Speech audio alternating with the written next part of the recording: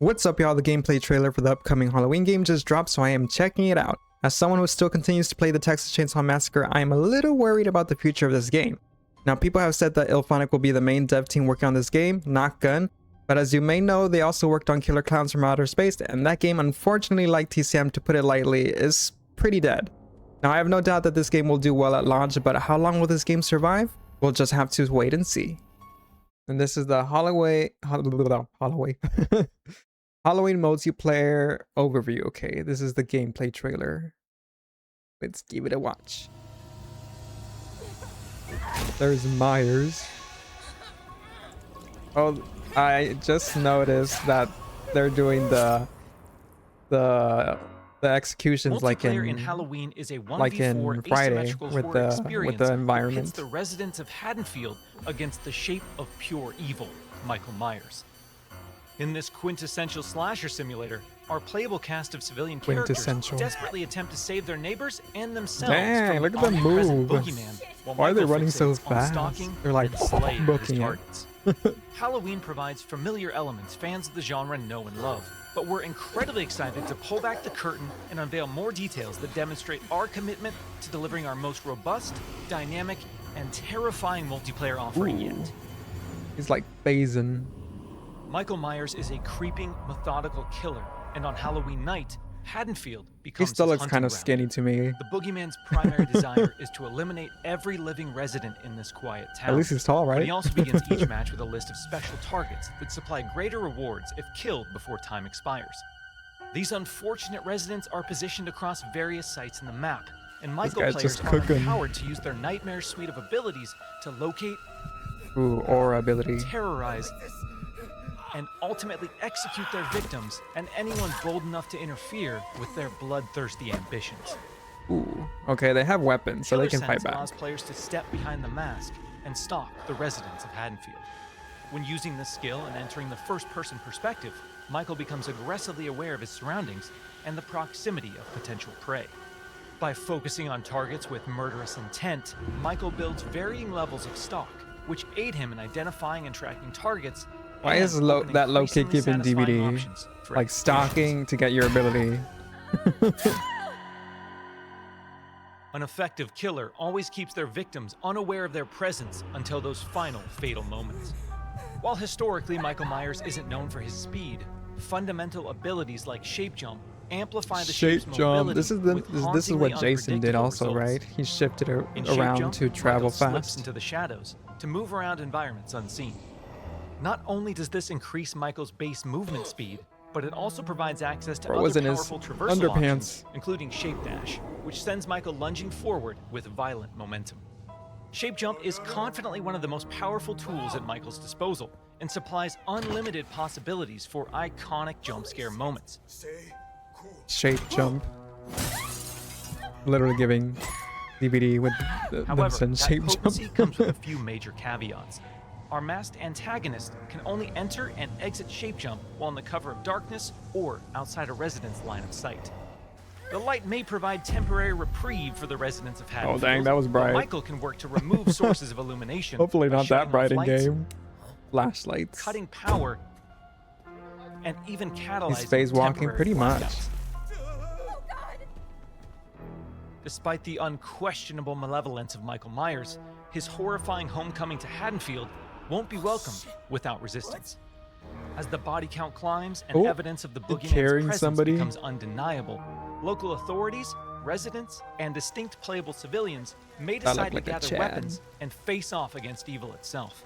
Thankfully, Michael knows his way around sharp objects and will have multiple options for melee combat encounters. And if especially persistent Haddonfieldites do manage to get the upper hand in an exchange, don't worry. We've said it once, and we'll say it again. He can't die. Kill the Boogeyman. Okay, so he can't die. So their only hope is just escaping. Michael swiftly endeavors to turn Haddonfield surviving into a and graveyard. escaping. Our heroic group of civilian characters desperately attempts to save their neighbors and escape the Boogeyman's bloodthirst. As a civilian, it's up to you to find fellow Haddonfield residents, convince them of his malicious intent, and guide them safely to one of several possible randomized escapes located around the map before they meet an untimely end. This distinctive cast of playable civilian characters each comes equipped with unique stats, special traits, and signature Okay, personalities. so there's To uniqueness to ensure no two the matches of Halloween play character out you the play. same, our team has constructed a vast playground of possibilities in Haddonfield, They're keeping that. offering civilians a multitude of diverse gameplay systems to aid them in achieving their objectives and surviving the night. As civilians navigate these environments, they'll uncover points of interest, revealing resident NPCs, lootable containers, hiding places, Flashlight. telephones, possible escape routes, and more. Thoroughly and cautiously exploring your surroundings could very well mean the Pocket difference knives. between They're life bringing and death. pocket knives back. And when death comes to your little town, it's probably not a bad idea to head to your neighbors and contact the local authorities. Civilians are tasked with tracking down surviving residents and warning them of the looming threat. Successful conversations with Controller residents can permit controls. civilians to request additional calls to police, commands to find secure hiding places, or companionship as they navigate the formerly peaceful streets of Haddonfield. Do you think they're gonna optimize this more for like consoles? It kind of Whether feels it's a that local way. family friend or the authorities, I wonder how this will be on there's safety PC. in numbers. Once the innocent residents of Haddonfield have been located and persuaded, it's time for the civilians to plan their harrowing escape. Lootable containers scattered throughout the map contain weapons, Hatchet. distractions, and key items that can be Oh, used to unlock and firecrackers. access a variety of possible escape routes. The location of these items and escapes changes from match to match. Yeah, so this civilians is greatly looking a lot benefit from like adjusting their Friday, with strategies just like based on the slightly objects uncovered. differences It's also with worth the noting that NPCs and all initiating that. these escape sequences generates a tremendous amount of noise, which will alert Michael to your exact location. So what happens Wait, do they in drive the likely car? event that a civilian becomes another display run of over Michael's people? wretched, inhumane nature? Well, their Haddonfield story isn't over just yet. Even in death, they can support their friends and even return as a sheriff's deputy. Ah, for the they're bringing this unrelenting Dr. Loomis. mechanic back, Once also they've from reemerged Friday. upon the streets of Haddonfield, they can cooperate with the remaining civilians The and cops. responding officers to try and put a stop to Michael's murderous rampage. Freeze where you are, Michael. You're coming with me. While he can't be killed, with enough His community voice. resistance, the proper equipment, and sheer manpower, he can Dang. be detained and shipped back to Smith's Grove Sanitarium. You're under arrest, bro. Halloween You can just is a phase out of legendary there. film with a genre-defining legacy, and our mission has been to bring the film's unsettling sense of dread to our asymmetrical horror sandbox. By empowering players to control the tension and stage the scares, we're building a multiplayer experience designed with replayability at the forefront. We'll have more details to share regarding character progression, character traits, customization, proximity chat, and more thrilling gameplay features in the coming months. But we can't wait for all of you to join us when Halloween launches on September 8th, 2026. Or that, September 8th. If that date were to change, I hope it would be like changed to be coming sooner. Hopefully not later. So it's feeling a lot, as at least from what it looks like. It looks a lot more like Friday type. So not like so much like TCM, it's more like Friday the 13th. Just like Myers instead of Jason, with NPCs as well. Powerful tools at Michael's disposal and supplies unlimited possibilities for iconic jump Help scare resident moments. escape, save your friends. Rachel, Tanya, Thomas find a way to escape. However, that potency comes with a few major caveats. Our So is this gonna be like a 1v4? Like, let me see, 1, 2, 3, and then the person playing. So that's 4. And Friday it was 1v what? 6, 7? I mean, so it's gonna be more like queue times with like DBD then, right? Like DBD queue times, 1v4. I guess they should be quicker, right? There's always a lot of people that play the survivor side. And there's only going to be one Myers. But will that get boring? Or will they have different types of Myers, like how they had different types of Jasons? That's what I'm wondering. So can you just win as Myers if you just kill the residents? And not the people surviving? Trying to find more POVs from this man. shadows. Trying to look at the UI thing in the corner. A, control stick, there's knife.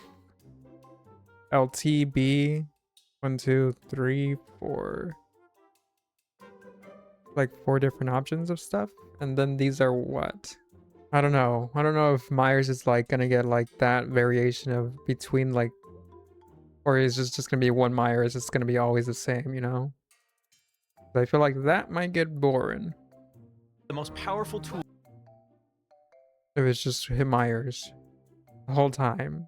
And I'm thinking of like this game lasting longer, and if it's just Myers, nobody else, like I'm pretty sure people are eventually gonna get bored of that. Like to keep this game alive, I think they would have to keep adding more to it, you know? Not just cosmetics. So of course they can add more survivors because there's only 4 that can be in it, so they can keep adding. But I'm not sure what they're gonna do with the Myers side. I don't know if they're gonna just like keep adding variations of different Myers or like introduce. No, because they can't introduce a different killer because it's basically Halloween. It's like only focused on Myers. So the only thing they can do is like introduce different versions of him with different abilities. I think this is the thing that's hard about these games with like keeping them alive. It's like when they're focused on one franchise alone, like DVD keeps going forever because they can pull from everything and anything. Like with these games, they have to keep coming up with like this thing that's focused on this one universe, you know, one franchise thing.